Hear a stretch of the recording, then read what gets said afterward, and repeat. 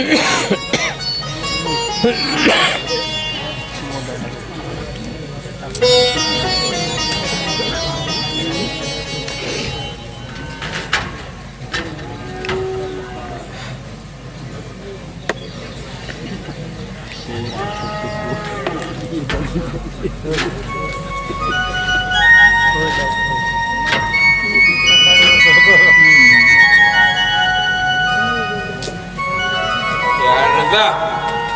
हो गुंडे लावून दे बर, गुंडे लावून दे बर. काय हो आता डोळत नाही. आराम करा,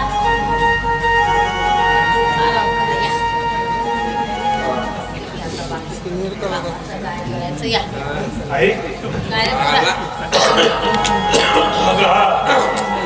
इलेक्ट्रिक बिल आलाय ना. काय बिल भर थोडे पैसे पाहिजे. एवढ्या लवकर बिल आलं? वेळ झाला, वेळ लागतो काय. अरे पण आताच बिल भरलं आणि किती आलं रे बिल पोरे? 400 रुपये आहे. काय एवढा बिल? मी काय खोटं सांगत आहे? तसं नाही रे, पण आजपर्यंत एवढा बिल कधीच आला नाही. बरं पुरा मला सांग बिल भरायची मुदत कुठपर्यंत आहे रे? उद्याचीच आहे. आज बिल आला आणि उद्याचीच मुदत? त्याचं काय झालं आहे, तो आपल्या गावातली बिल वाटप घनश्याम चपराची मामा आहे ना, त्या बिल्डिंग आपल्या जवळ ठेवला होता. पण आज तर तेवढे पैसे नाहीयेत रे माझ्याकडे. नाही आहेच नाही तर कुठून देऊ रे पोरं? काय लाईन गाणे लाईन कापल्यावर आपण त्या घरात राहायचं काय? अरे पण पैसे नाहीये तर कुठून देऊ रे मी तुला? पैसे नाहीये, पैसे कुठून आणू? आला बिल तर राहू दे. नाही तर काय अरे आईवाल्या, ते बैलजोडीचे पैसे भेटले असतील का शासनाकडून? बिजू तेच पैसे आणायला गेलाय. पैसे आले की उद्याला तोच भरून देईल बिल. भरून घे. हो. नाही मी नाही भरू शकत. अरे पोरा, कोणी भरलं तरी सारखंच आहे ना. सारखं नाही, बिल त्यानेच भरलं पाहिजे असं आहे. तसं म्हणालास तरी काय हरकत नाही. माझ्या तुमचा भरोसाच नाही. कसा करायचा रे तुझ्यावर भरोसा? बोल ना कसं करायचं? मागे बिल भरायला पैसे दिले होते ते एवढे पैसे तू जुगावर भरला होता. आहे जुन्या गोष्टी आता काय फायदा होणार आहे का? जोपर्यंत तू वाईट धंदे सोडणार नाही ना तोपर्यंत तुला कुणी असंच बोलणार आहे. वाईट धंदे नाही तर काय रे तुझे? असं का?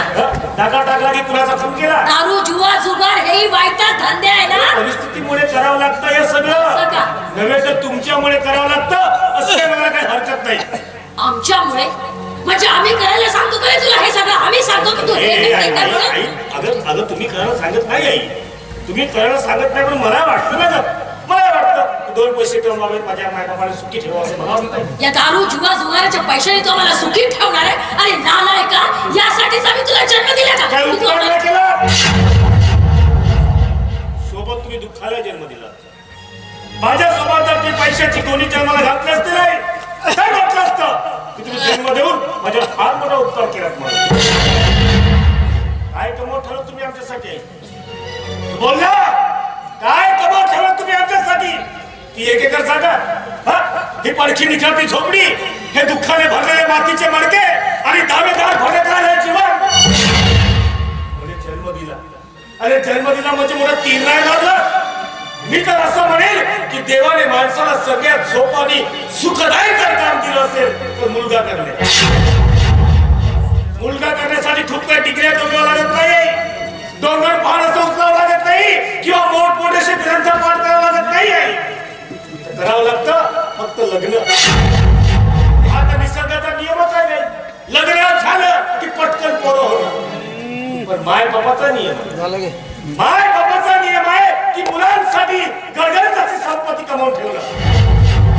तुम्ही जर असं केलं असतं नाही तर मी म्हटलं असतं की तुम्ही जन्म देऊन माझ्या फार मोठा उपकार केला म्हणून. जन्म दिला. अरे उलट असं जीवन जगण्यापेक्षा चला जन्माला न दिलं बरं. बोल नाही रतेश काशी, बोल ना काहीतरी, देणे याचं उत्तर. जन्म दिला, बोला बाबा, द्या ना याचं उत्तर. याचं उत्तर तुमच्याजवळ आहे? जन्म दिला. अरे बाबा तुझं आम्ही याचं काय उत्तर दिलं रे? आज तर उत्तरालाच प्रश्न पडलेला. खरं तर आमचं चुकलं तुला जन्म देऊ. चांगलं बोलायला शिकला पण चांगलं वागायला मात्र शिकला नाही. मी तर असं म्हणेन की तू जिवंत राहण्यापेक्षा वेळेला बरा आम्ही असं समजू की आम्हाला 2च पोरं होती. बरोबर बोलला बाबा तुम्ही. हा अगदी बरोबर बोलला. हा. आता तुमची हीच इच्छा आहे ना की मी गेलो पाहिजे आणि तुमची कटकट दूर झाली पाहिजे.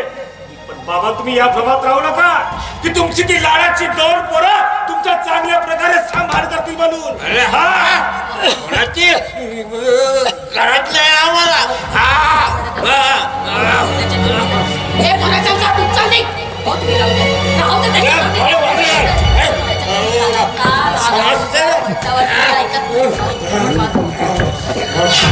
कोणाची गरज नाही आम्हाला. अरे आमचा सांभाळ करायसाठी आम्ही दोघं समर्थ आहोत. अरे तो आपल्याजवळ बोलावून घेत नाही म्हणून जगत आहोत आम्ही. पण तू आमची काळजी करू नको. आता तू स्वतःचा सांभाळ कर. आता तू स्वतःचा सांभाळ कर. बस बस. खूप झाले तुमचे नाटक. खूप झाले तुमचे नाटक. चला जेव्हा बघाव तेव्हा घरी आलो की झालं तुमच्या नाटक सुरू.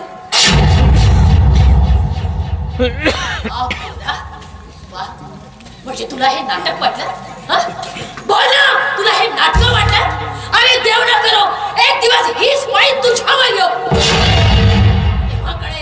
तेव्हा कळेल तुला माय बापाचं महत्व. जातो इथून.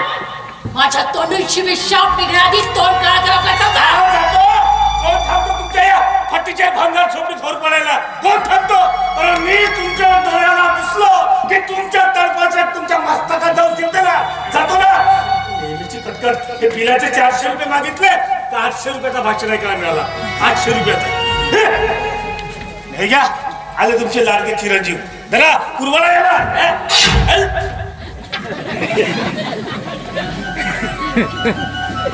कसली भानगड सुरू ते?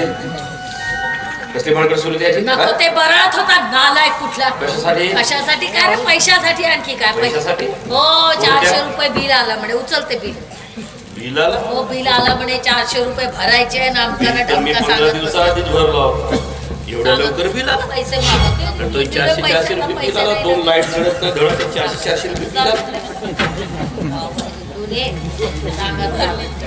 तर मागच्या महिन्याचा बिल आहे. हा भरलेला जुना बिल आहे. हा भरलेला ऑलरेडी हा बिल. हे भरलेला बिल तुम्हाला दाखवतो. बिलाचा बहाणा करून पैसे करत होता दादा. याला कसं काय ऍड समजा हेच कळत नाही. जेव्हा तेव्हा पैसा पैसा पैसा काय करतो कुठे जातो देवदारी लेखाचा. हे पोरा जाऊ दे का कधी नाही सुधारणार रे. हे पोरा विजू नाही भेटले का रे बैलाचे पैसे? तू गेला होता ना मारायला. काय झालं रे? भेटले का रे पैसे? भेटले? अरे नाही भेटले. नाही भेटले का रे पैसे? तुला तर ठाऊकच आहे आई. सरकारी काम म्हटलं तर कर्मचारी आम्हा गरिबांना नुसत्या चक्रा मारायला लावतात.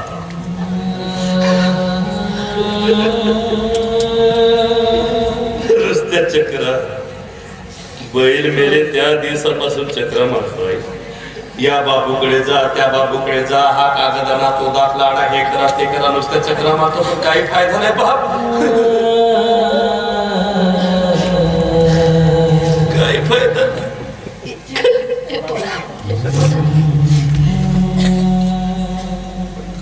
भेटतील म्हणाले. भेटतील म्हणाले 2-4 दिवसात. ना बाबा काय काळजी करू नका. भेटतील म्हणाले. भेटतील.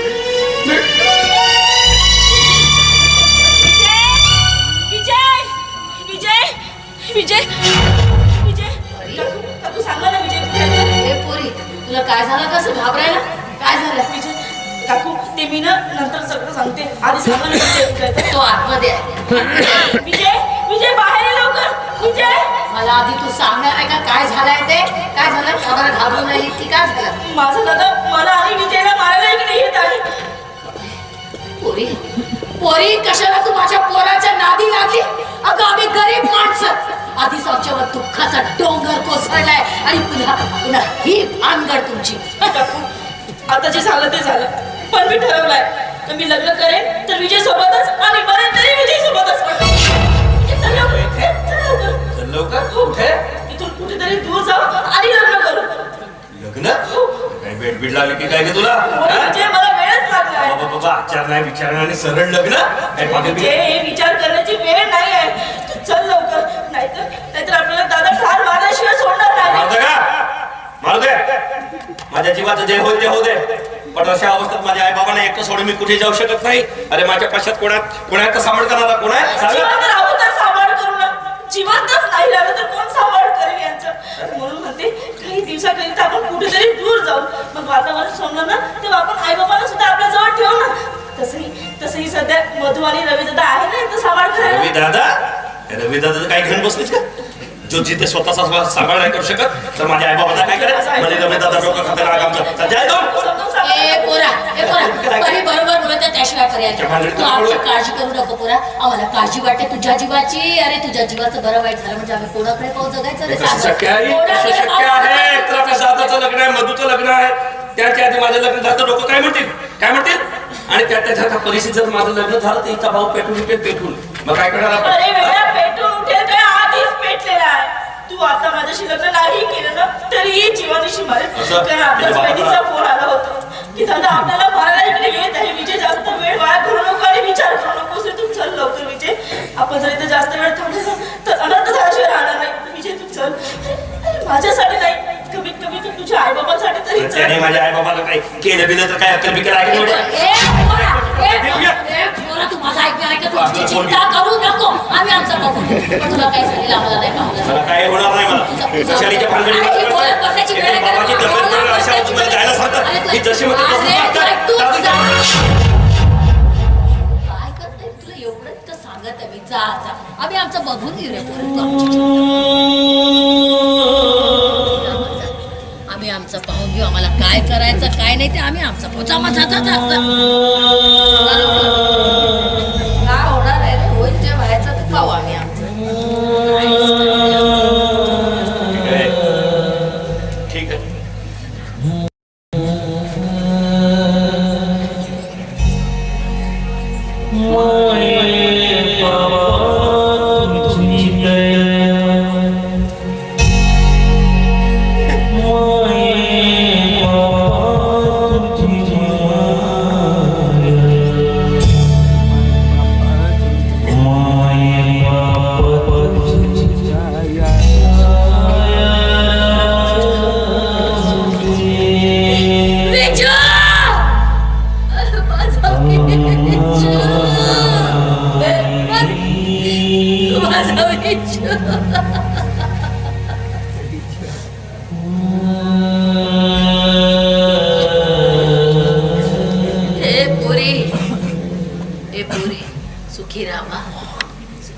काळजी घे आपली पोरी, काळजी घे. तुम्ही सुद्धा स्वतःची काळजी घ्या. आणि हो बाबा घेतो आम्ही आमची काळजी. तुम्ही सुखी राहा म्हणजे झालं पोरी जमा. हो पोरी ये पोरी सुखी राहा माझ्या विजू विजू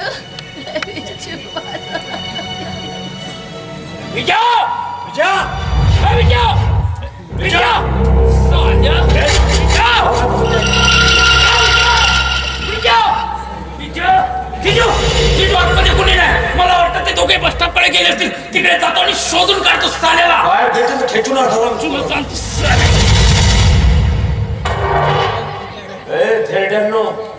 कुठे गेलाय तुमचा तो हरामखोर कार्टा नालायक कार्टी? साहेब आम्हाला खरंच काहीच माहिती नाही कुठे गेले काय माहित नाही की माहित असून माहित नसल्याचा ढोंग करतात तुम्ही. आम्ही काय ढोंग करणार साहेब? नशिबानेच आमच्याशी ढोंग टाका केला. तुमच्या नसीब. आणि तुम्ही सुद्धा माझ्या नशिबाशी जर खेळण्याचा प्रयत्न केलात ना तर एक एकाला जीवानीशी मारून टाका. आमची काय पिशाद आहे साहेब कोणाच्या नशिबाशी खेळण्याची? उलट नशिबानेच आमचा खेळ मांडलाय साहेब. आम्ही काय कोणाच्या नशिबाने. तुमचं रडगाणं बंद करा. हे रडगाणं ऐकायला आलो नाही मी. आणि हो हे अश्रू वाचवून ठेवा. जेव्हा त्या हरामखोराचे हात पाय तोडील ना तेव्हा हे अश्रू रडण्याचे काम माझ्या पोराला माफ करा साहेब, माझ्या पोराला माफ करा.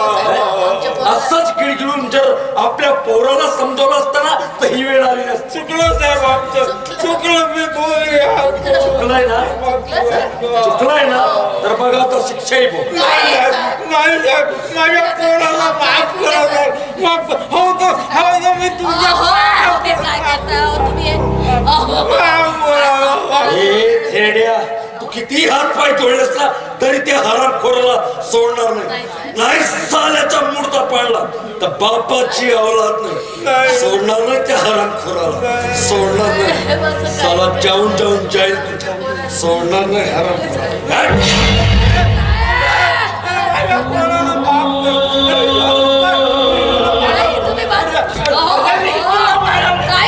होणार नाही तुम्ही शांत राहा. काय होत नाही त्याला, काय होणार आहे, काय होत नाही त्याला, का होत काय नाही. तुम्ही आहे बसा बरं, या होईल जे व्हायचं आहे. या या आपल्या मागे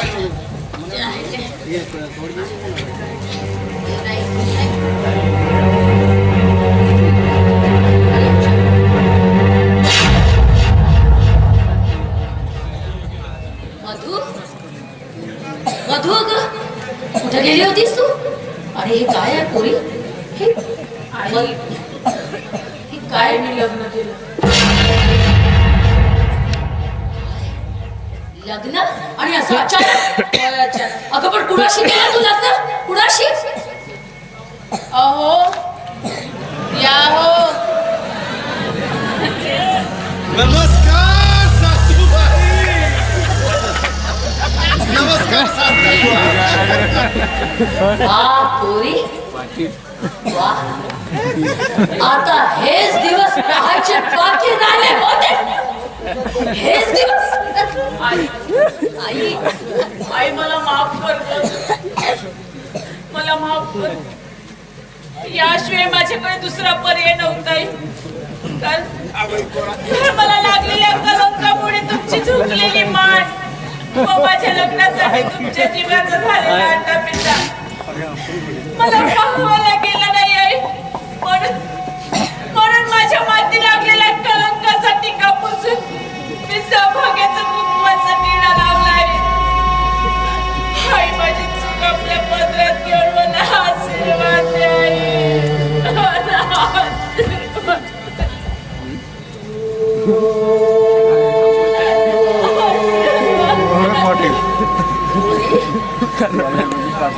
ए पोरी, आशीर्वादाशिवाय तुला देण्यासारखं आमच्याकडे काही नाहीये बा.